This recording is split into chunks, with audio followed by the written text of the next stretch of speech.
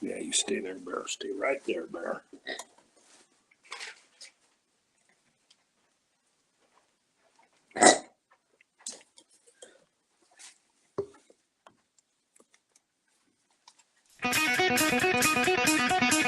Okay, I hear it.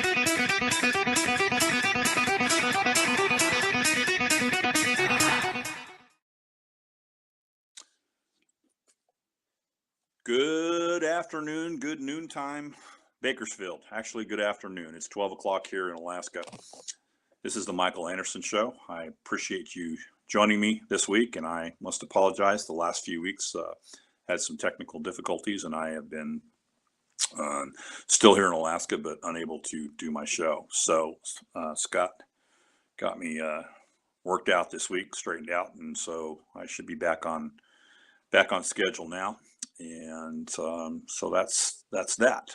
Um, so what have I been up to? I'm still in Fairbanks, Alaska, and I'm at my mom's place. And I've been up here. I came up here the end of July, July 29th.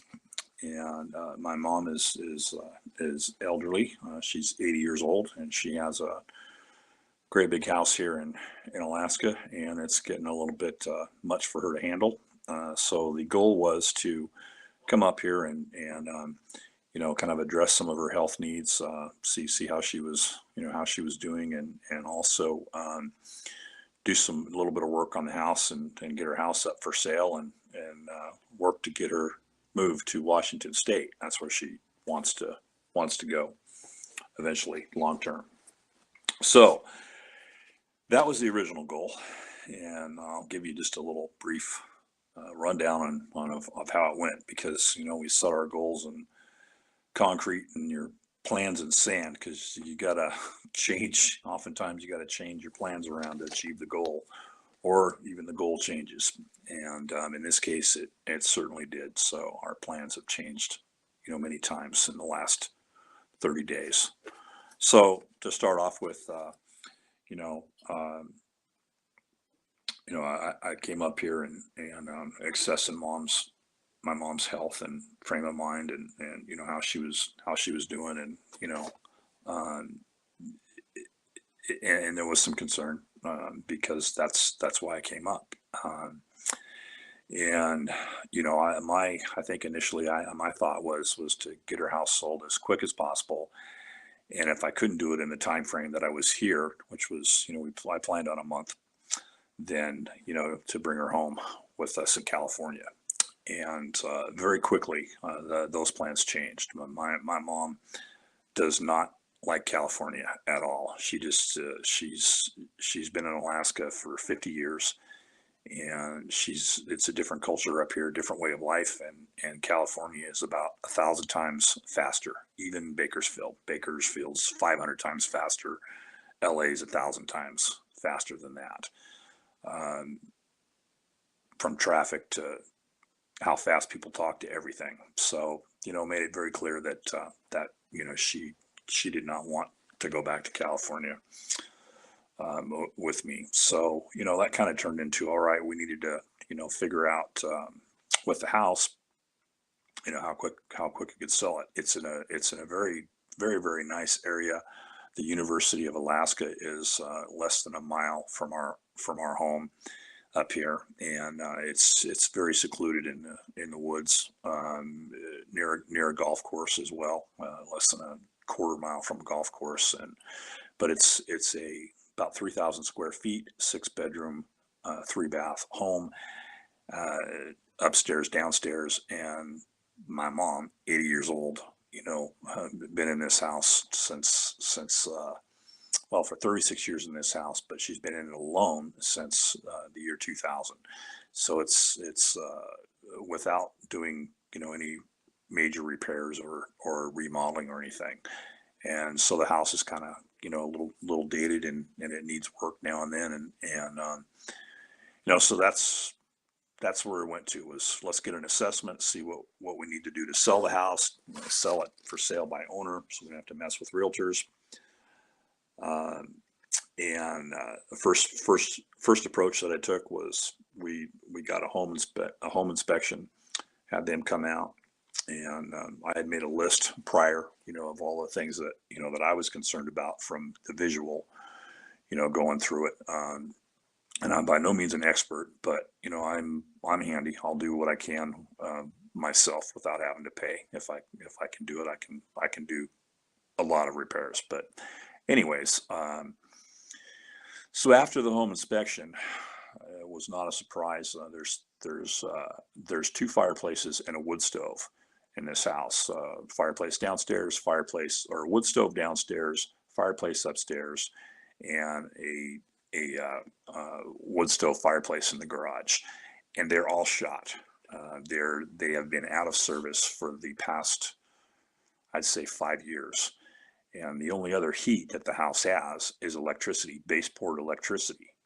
So if you try to heat this place in the wintertime, if you were going to heat every room in the house, it's about $3,000 to $4,000 a month. That's your electricity bill, to give you an idea. So it's what my mom has been doing for the last few years, and I wasn't totally aware of this, but she would just heat one room and have little heaters, space heaters, electric blanket, and the rest of the house. I mean, it was cold. It was cold like iceberg in here. So when the inspector, said, hey, the heating is an issue, the electric baseboards, you need to address the fireplaces and the wood stoves, either repair, replaced. So that became number one, with mom still wanting to get the house sold as quick as possible to get out of here. I went to the Fairbanks North Star Borough. They have boroughs up here instead of counties, and they have some programs for the elderly and for Alaskans and for energy efficiency. Much like Bakersfield, wood burning is becoming not a good thing, even here in Alaska. They're concerned about the air. We don't have pollution up here, but they don't want it to get like anywhere else in the lower 48. is how Alaskans refer to other parts of the country. So they've enacted, a lot of burn laws, burn days, and it could be 40, 50 below. And if it's a burn day or a non-burn day, you don't burn up here. So what they're trying to do is they want to get rid of the fireplaces and wood stoves. So they offer incentives, and you have to do a lot of homework on, measurements and measurements of what type of BTU heat you were putting out, and what type of particles and stuff measurements that you were putting out on the former heat. And then you compare it you find a contractor or a seller that has stoves, either pellet stoves or gas or propane. And unless you've got a gas tank, there's no gas lines running in Fairbanks right now. There's talk of putting a gas pipeline up here, but right now imagine if we didn't have gas pipelines in California. Everything's on gas, right? Well, we don't have that here. So it's propane, oil based, or fuel based. So you find a contract, or you find a store or location that carries the products, and then you take your measurements and everything that the EPA and the North Star Borough here ask for into this retailer, and you look at the products and you work with them from your measurements to everything. And it took a couple weeks for them to propose a solution and a cost to remove and replace and upgrade your home to energy efficient heating. And if it qualifies, then you can get $20,000, $30,000 from the borough to assist you in this project. So long story short on that, that's I never expect to be tackling that up here. But that's what it turned into was going through and working that program, and I'm identifying, what was and what is and what we'd like to have. And we just last week was able to get approval from the borough to replace two of the or to replace all of the units, basically. So 2 wood stoves, 2 fireplaces, and a little stove in the garage. It's a total of 3. And so we're going to be ripping those out and the contractor does that for us. We're going to be ripping those out and putting in brand new propane or gas um, fireplace inserts that put out about 40,000 BTUs, which will heat around 1,200 to 1,500 square feet of a home very, very comfortably and for reasonable expense. Propane is about 320, 330 a gallon up here, and we have to put a tank in. That required measurements and stuff. I'm going to bury an underground 250 gallon tank, and that tank, you can get through the winter 100, 150 gallons, but 250 is a good safe bet, for resale value. If somebody else comes in here with a bunch of kids or they turn into a rental or whatever, it's ideal to have a bigger tank in there. So we went that route. And that's just to get everything started after the approvals, the measurements, and drawing up the plans for all that and everything, getting it approved. Now it's scheduling. So we're scheduled for somewhere around the 18th to the 23rd, 24th of October to actually rip everything out and install it. And it take us about 3 days to do that. And that knocks off a huge thing off of the list for resale value and just basically basic comfort, of the home, having mom be able to, be here comfortably through the winter if she has to be. So that's how one of the plans changed right there, was that. And it took a lot of time. And as was getting into that, it became less and less of mom pushing to have it, sold on the market, and me as well. So I started doing other repairs, and security is another issue up here. You're 80 years old and you're alone in a big house like this. She has guns, but still, if you can, with technology that they have now, you can make homes even more secure. So that was the next project that I took on, and I'll give a plug out to the Ring doorbell system. If you don't have that, it is a very, very good product. It's very easy to install, and it gives you, I think it's 360-degree access, including you can hear who's at your door when they show up at your door, and you can monitor it from an iPad or an iPhone. So I set that doorbell system up, and it works so well that I decided to go around the house, and you can get the Ring floodlights with speakers and cameras. And I set up, I basically did the whole house, top to bottom on that. And that took me about a week, and there's always snafus with your Wi-Fi system and all that. And by the way, there was no internet here when I got here. So that was job one, was setting up a Wi-Fi network, getting the routers and putting a network in here. And then two was getting mom an iPhone, which she's never had. And I brought an iPad, an extra iPad that I have up here for, and trying to get her acclimated and accustomed to the iPad, because everything drives off the technology in our iPads and our iPhones now, from personal banking to, in this case, home security, to if you're looking for homes, rentals, or purchases that you want to move out of Alaska and find someplace else. It's easier to go, as most of us know, to go search that on the internet. However, if you're born in the great generation, I'll call it, then that technology is like flying to the moon, for some. So we've been making really significant steps on the iPhone and on the security. I did get it completely set up, and I'm extremely happy with it. The system is so good that I wanted to be able to. Mom's not come to California. I want to be able to check in on her and see her. And this system allows you to give access to anyone you choose by simply inputting your email, and she agrees to it. Then you have access to her cameras, and you can see who's at her door You can see who's at the garage. You can see who's downstairs messing in the backyard. And so my wife is connected to this network, and so am I. And then mom's got it. So I could not be happier. And I, that was done for less than $1,000. Um, yeah, but I did all the installation and, myself and the wiring and all of that. So, but just a phenomenal product.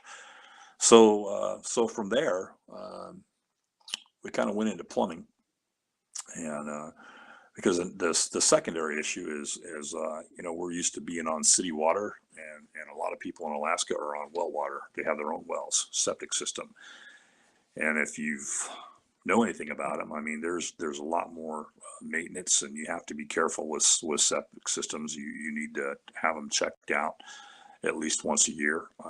You can't just flush anything down the toilet, like things we take for granted in our, what we have in California, because if it backs up and you have problems with it, I mean, it can cost you 10, 15, $20,000 for repairs or replacement. So this septic system in this house was built in 1973, and it's the original septic system. It's been maintained, and it's been babied pretty well. My mom, the entire 36 years she's been here, she's never allowed anyone to put any kind of paper products down the toilet. She uses separate trash cans for that, and you haul your trash to a local dump here instead of somebody coming and picking it up weekly. But that has enabled the system to hold out as long as it has. With that said, in the home inspection process that we did, I mean, it is identified as a weak spot, and there was several plumbing issues that, backed up toilets, backed up sinks that were basically inoperable when I got here, and I started working on those next. That was the next thing that I went after, and so yeah, I had a completely plugged up toilet that. This is stuff beyond the drain or Roto-Rooter. This is like, when Roto-Rooter's out there with the big snake and hours and going through it, except I did it myself, and I haven't done any of this in a long time. But, we were looking to save money where we could, and it took me 2 or 3 days, and we're finally able to get the toilet unplugged. I did have an assist from a plumber who came out for $200 and pushed through one final plug, but I couldn't get. But there were 2 drains that were clogged up in another bathroom, and I took care of that one, flushed it out, and replaced the equipment in that bathroom. And then we had a toilet that just fell apart, downstairs, and I replaced and took care of that. After that, let's see, mom's car was in pretty bad shape. She has a 1987 Dodge Dakota. It has 83,000 original miles on it. And it's purple. My mom's favorite color is purple. She has her name engraved on the side of it. Got a little shell camper on it with her initials on both sides, and it is purple. I will take some shots before I leave, and put them up on the website for Scott, and maybe we can show him next week or something. But house is purple too. Not super dark purple, kind of a light, like a magenta purple, but again, it's mom's favorite color. But so mom had a problem with the vehicle. She'd had a mechanic up here that was there's no other way I can say it. He's taking advantage of her. She had broken motor mount, completely worn out shocks, differential leaking, transmission leaking, valve covers leaking, valve gaskets, and it had been leaking for months from what my mom had told me. And she's going to this mechanic regularly and paying him $300-400, and this stuff is still going on, and she didn't even know she had broken motor mounts. So after, I'm not much of a mechanic, but I knew that this guy wasn't wasn't up to snuff, because you could tell by the way the car was driving that, with a broken motor mount, it will pull to one side, and you'll guzzle gas, and it's just it's a real bumpy, rocky ride when you got bad shocks too. So we had about, all said and done, when it was said and done, it was about $2,000, $2,300 worth of repairs from a reliable, good mechanic that helped us get that taken care of. And now the car's, back like new, and she loves this car. So I'm pretty happy about that, and I know mom is as well. And trying to think, I'm gonna have to glance at my notes here a little bit, because we've had some fun too. I mean, I went to went out to dinner at some really great places. They had a fair while I was up here. It's called the Tanana Valley State Fair, and who was there? I think Air Supply was there, and Little River Band. I did not get to see those two bands, so I didn't go the nights that they were there, but they were up here playing, so it's kind of cool. But you go to the fairs and you see like authentic Alaskan Indian artwork, and foods, and of course all the fish, and from halibut, salmon, crab, to moose meat, buffalo meat that you can get your hands on. It's really, really cool. So I got to mix that up and do a little bit of that along with the work that we were doing. And I've got a huge laundry list of additional things that I need to do. A lot of electrical things that I was not able to get fully to this time around. But like I said, I'll be back here in October, and I'm not going to be here for a full month. I plan on only being here probably about 7 to maximum 10 days on my next trip. But it's been a really good trip. I love Alaska. If anyone in the audience, if you've never been here, I highly recommend put it on your bucket list, because it's a place that if you go to it, there's no place in the world like it, and you'll never forget it, and you'll never regret coming up here, from just everything, the nature, the culture of the people, the whole 9 yards. So where else? I probably need to take a break pretty soon. And actually, I'm going to go ahead and take a break right now. I'll be back in a few minutes, and we'll come back and finish the second part of the show. No, I've been talking a lot. If you any questions out there, I'd love to hear from you.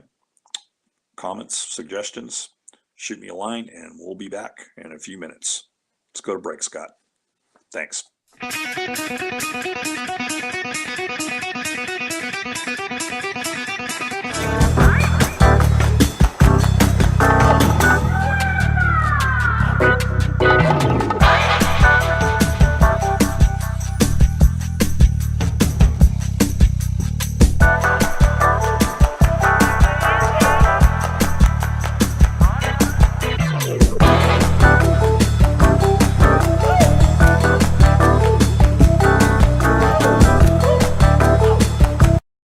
I choose Patriot Bail Bonds. We choose Patriot Bail Bonds. We choose Patriot Bail Bonds. If the best criminal attorneys choose Patriot Bail Bonds, who would you choose? Patriot Bail Bonds. We fight for your freedom. Patriot Bail Bonds has the best customer service in Bakersfield. Patriot has more 5-star ratings than any bail company in Kern County. Plus, we're fast and affordable. If you run into the law, make Patriot Bail Bonds your first call. That's right, one call, that's all. If you're in jail, call Patriot Bail.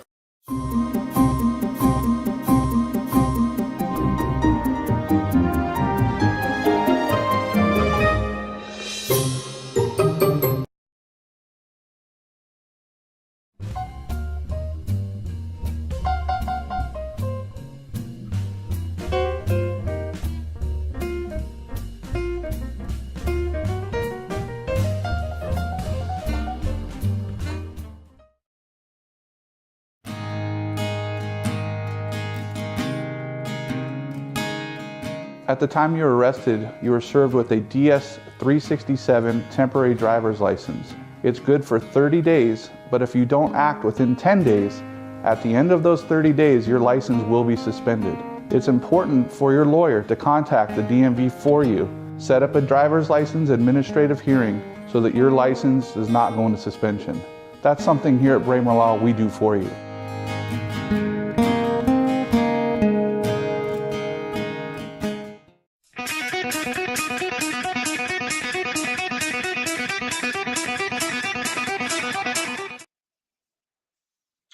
All right, we're back. This time we're back.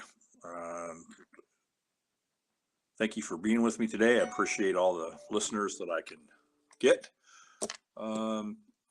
So I'm going to finish up on a little bit on my, the home repair, inspection, and home sales, and I'll kind of close it with. So we, again, I talked at the beginning of the show that, the goal coming up here was to get the home sold as quick as possible and get Mom out of Alaska. And everything started changing quickly, right from the get-go. My mom's been here for 50 years, and she's been in this house for 36 years. So there's some some attachment and a lot of love, and I think a lot of the reasons that people leave Alaska is it just becomes unbearable. You get older, and it's hard with a home that a big home such as this house is, and just be comfortable. And she spent a lot of miserable winters up here just kind of hanging out in one room. Long story short, with all of this stuff that, and I didn't talk about the cosmetic repairs and things that I've done since I've been here. But if you've ever seen HGTV, Love It or List It, it's people come across the home that they're living in, and the wife absolutely hates the house out and has moved on, and the husband absolutely is attached to the home and loves it. And then you got a realtor, and you got a home interior remodeler, and they come in and they compete, and so they get a budget to remodel the house. The realtor starts showing them new homes. They get a set amount. Here's the amount that they're willing to spend, and the home remodeler gets a set budget that she's allowed to have to fix up the home. And at the end of the show, again, it's Love It or List It. At the end of the show, the homeowners make a decision: are they going to love it, or are they going to list it? They typically, on the show, it's a half-hour show. They get to see about 3 or 4. Some houses the realtor shows them. And the remodeler, her name is Hillary, in this particular show, has anywhere from $50,000 to $150,000 budget to renovate the house, and it can be adding bathrooms to creating more space in a kitchen, completely remodeling it, adding additional bedrooms, yard work. I mean, it's kind of remodeling that the homeowners would want, that things that they would want to keep them from selling the house. And so at the end, they make a choice. We've seen 3 or 4 homes that are really wonderful. The realtor showed us, and you've done all this work, and here's the reveal of all. And about 9 times out of 10, people choose to love the home because they're already emotionally attached to it, and it's just kind of it's kind of natural. It's a good show, and I encourage you to check it out sometime if you like that kind of thing. Do-it-yourself projects at home and all that. But so that's kind of the case here. The more work that we've been doing, and as we progress further, there's a lot of history in this home for me as well, and definitely for my mom. So she loves the home, and having 2 brand new fireplaces and a stove, a new stove heating element out in the garage is just it's just such a huge improvement alone, along with the cosmetic issues and stuff like that. She's not in as much as a hurry to get out of here. She's going to take her time, and she may or may not. Who knows? 6 months down the road, and if she decides not to not to leave Alaska now. The good thing is I have the ability to see her with the security system that we set up here. I can check in on the house 24 hours a day if I want to, outside and inside, and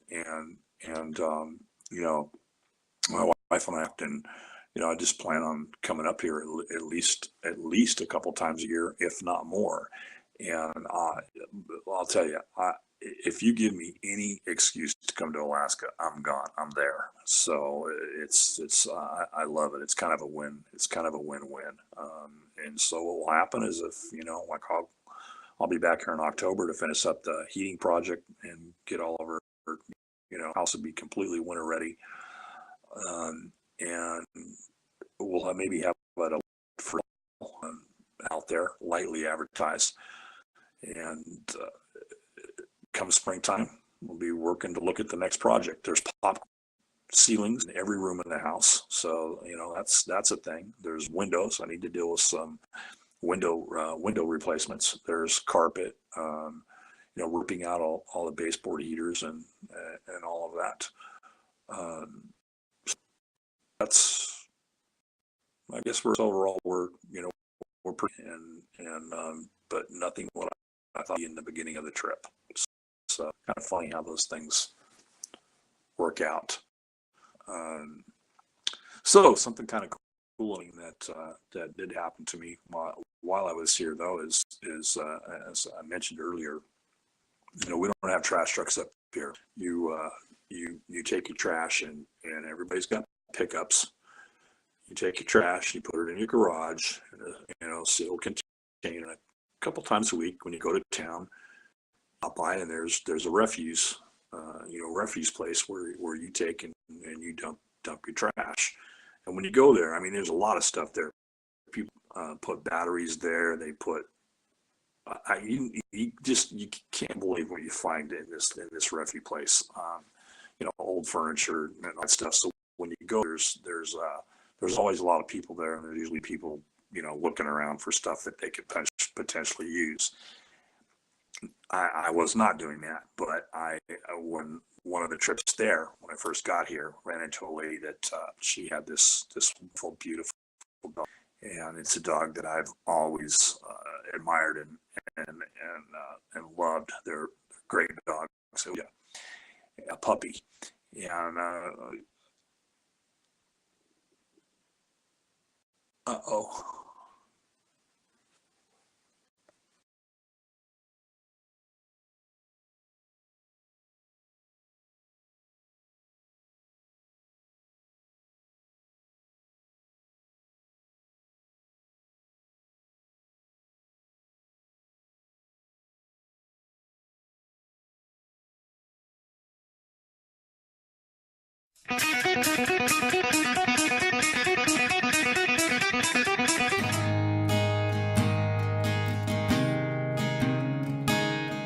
At the time you were arrested, you were served with a DS-367 temporary driver's license. It's good for 30 days, but if you don't act within 10 days, at the end of those 30 days, your license will be suspended.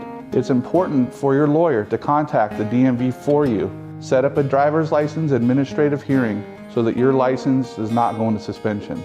That's something here at Braemar Law we do for you.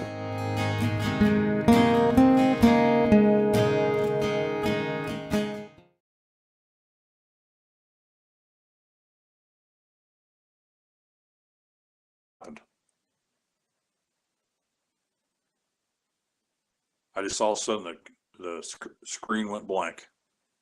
Hello? Horrible picture.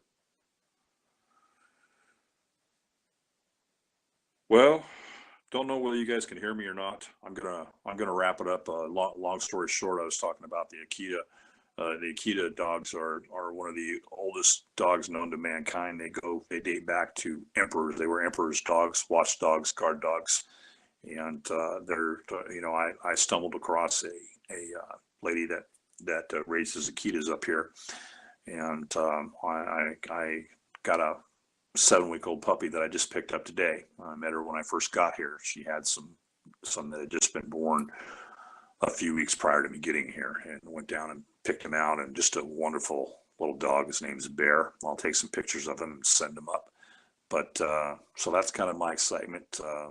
You know, I'm going home with going home with a new family pet to go with my Labrador and Chihuahua mix, whatever that dog my wife says.